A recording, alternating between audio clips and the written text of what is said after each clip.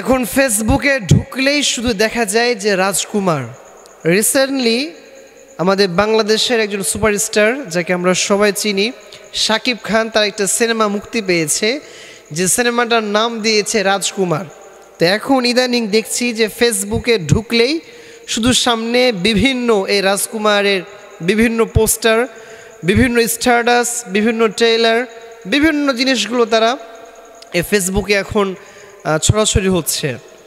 এবং এই বিষয়টা এত পরিমাণে ভাইরাল হয়েছে যে ইভেন এই রাজকুমার সিনেমা যারা দেখতে গিয়েছে ঈদের দিন এবং ঈদের পরের দিন, এই রাজকুমার সিনেমা দেখে বের হয়ে তাদের নিজেদের মনের ব্যক্ততা তারা প্রকাশ করেছে, তাদের মনোভাবটা তারা প্রকাশ করেছে। অনেকেই আবার দেখি যে তাদের এই সাক্ষাৎকার দিতে গিয়ে অনেকে কান্নাও শুরু করে দিয়েছে, নাউজুবিল্লাহ পড়েন। তো এই যে দেখেন, বাংলাদেশে একটা সিনেমা মুক্তি পেল রাজকুমার, আবার এই সিনেমাটা দেখে মানুষ কান্নাও করছে, আবার অনেকে সমালোচনাও করছে।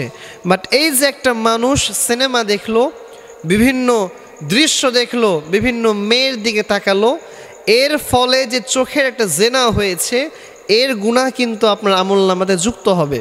মনে রাখবেন, আল্লাহ তাআলা বলছেন, কুল্লিল মুমিনিনা ইয়াগুদ্দু মিন আবসারিহিম ওয়া ইয়াহফাযু ফুরুজাহুম।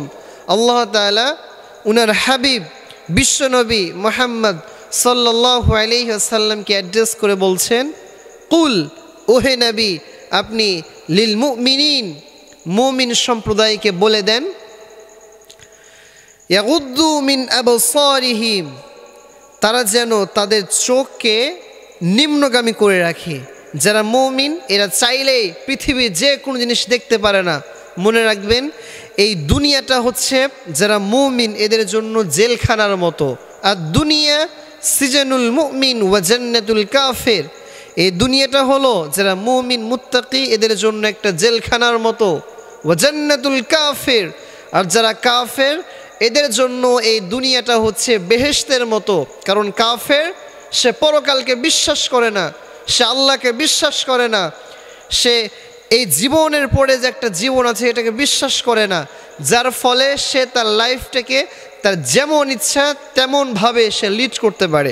বাট একজন মুমিন সে বিশ্বাস করে যে এই দুনিয়াটাই শেষ নয়, এই লাইফটা শেষ নয়, এই লাইফটা শেষ হয়ে যাওয়ার পরে বিশাল একটা জীবন পড়ে আছে, যে জীবনের শুরু আছে বাট শেষ নেই।